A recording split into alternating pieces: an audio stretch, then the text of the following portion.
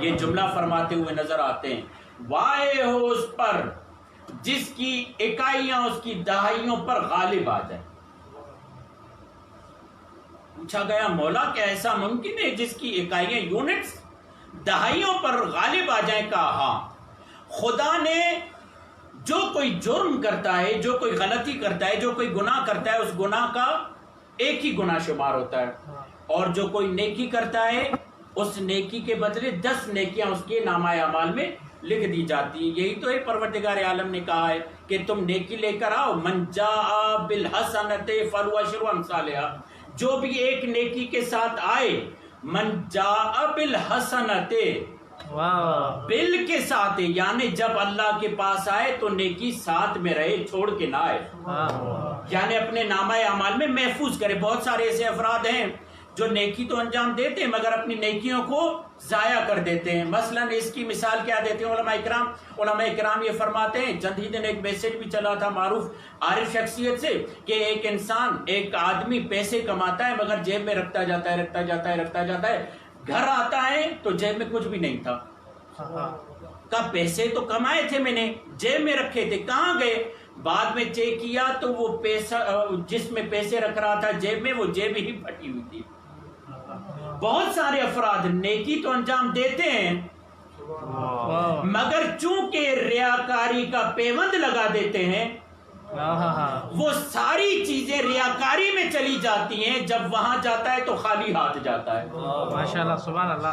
اسی لیے آپ نے دیکھا ہوگا بہت سارے افراد مریض ہوتے ہیں، ڈاکٹر کے پاس جاتے ہیں، ڈاکٹر صاحب کھانا بہت کھاتا ہوں، دیکھا ہوگا آپ نے کیا کہتے ہیں اس مرض کو، جس میں کھانا بہت زیادہ کھایا جاتا ہے مگر غذائیت بدن کو نہیں مل رہی ہوتی۔ اگر رضوان ڈاکٹر بھی ہیں، معلوم ہے انہیں، غذائیت بدن کو نہیں مل رہی ہوتی۔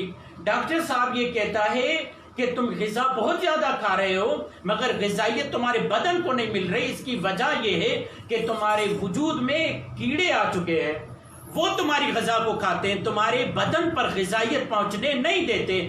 معلوم یہ ہوا اگر نفس میں تکبر کا کیڑا آ جائے، اگر نفس میں ریاکاری کا کیڑا آ جائے، ساری عبادتیں وہی نکل لیتا ہے، روح کہاں توانا ہوتی ہے؟ روح کہاں پروان چڑھے گی؟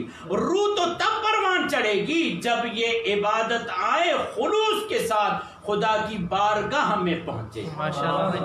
من جاء بالحسنۃ فلہ عشر امثالھا، جو نیکی کے ساتھ آئے اور اس نیکی کو ساتھ میں لے جانے میں جو سب سے زیادہ مددگار ہے وہ عمل صالح ہے۔ یہ روایت یاد رکھیے گا کہ کہاں سے چلے ہم۔ امام زین العابدین افسوس فرما رہے ہیں کہ افسوس اس پر جس کی اکائیاں اس کی دہائیوں پر غالب آ جائیں، یونٹس ٹینس پر غالب آ جائیں۔ تو یہ جو بالحسنہ ہے، حسنہ پہنچتی ہے کیسے؟ عمل صالح کے ذریعے۔ کہ عمل صالح کی تعریف کیا ہے؟ کہ ہر نیک عمل کو عمل صالح نہیں کہتے۔ کہاں صالح سے مراد وہ عمل ہے جس میں پوٹینشل ہو تمہارے عمل کو مقبولیت تک پہنچانے کی۔ عمل صالح کہتے ہی اسے ہیں۔ اسی لیے جب آپ نماز کے باب میں جائیں، علماء کرام یہ جملہ فرماتے ہیں۔ علماء کرام کیا جملہ فرماتے ہیں؟ بابا نماز پڑھنا صرف کافی نہیں ہے بلکہ نماز کو درجہ قبولیت تک پہنچانا بھی ہمارا کام ہے۔ یعنی ہم نے نماز پڑھی، صرف یہ کام نہیں تھا کہ ہم نے نماز پڑھی اور چل دیے، نہیں، نماز کے بعد ایسی ریاضت کا ہونا ضروری ہے جو ریاضت اسے مرحلہ قبولیت تک پہنچائے۔ کہاں اس مرحلہ قبولیت میں کون سی ریاضت ہے جو اس نماز کو مرحلہ قبولیت تک پہنچائے؟ تو پروردگار عالم نے، اور ہے روایتوں میں ہے بلکہ قرآن مجید کی آیت ہے، اور سورہ قاریہ بسم اللہ الرحمن الرحیم، القارئۃ ما القارئہ وما ادراک ما القارئہ یوم یکون الناس کالفراش المبثوث وتکون الجبال کالعہن المنفوش فاما من ثقلت موازینہ فهو فی عیشۃ راضیہ واما من خفت موازینہ فامہ ہاویہ وما ادراک ما ہی۔ یہ جو جملہ ہے واما من خفت موازینہ فامہ ہاویہ، یہ جو جملہ ہے اور اوپر والا جملہ واما من ثقلت موازینہ، کچھ کے اعمال بھاری ہیں کچھ کے اعمال ہلکے ہیں. توجہ فرمائیے گا، اعمال کا انکار نہیں ہو رہا. یعنی ادھر بھی اعمال ہیں ادھر بھی اعمال ہیں. فرق کیا ہے؟ وہاں اعمال بھاری ہیں، وَأَمَّا مَنْ ثَقُلَتْ مَوَازِينُهُ فَهُوَ فِي عِيشَةٍ رَاضِيَةٍ. جن کے اعمال بھاری ہیں وہ اللہ کی جنت میں ہیں، ایسی زندگی جئیں گے عیشت راضیہ، یعنی ایسی حیات ہوگی جس میں وہ راضی ہوں گے. وَأَمَّا مَنْ خَفَّتْ مَوَازِينُهُ. جن کے اعمال ہلکے ہیں، عمل تو ہیں مگر وہ عمل ہلکے ہیں. خدا اعمال کا انکار نہیں کر رہا، پھر کس بات کا انکار ہو رہا ہے؟ عمل کے بھاری اور ہلکے ہونے کا. معصوم سے پوچھا گیا مولا اعمال کے بھاری اور ہلکے ہونے کا سے مراد کیا ہے؟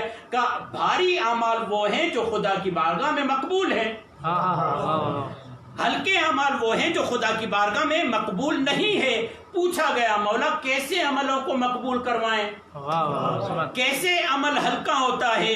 تو 3-4 درجے ہیں، جس میں ایک درجہ یہ کہا جس کے پاس ہماری ولایت ہے اس کا عمل بھاری ہے، جس کے پاس ہماری ولایت نہیں ہے اس کا عمل ہلکا.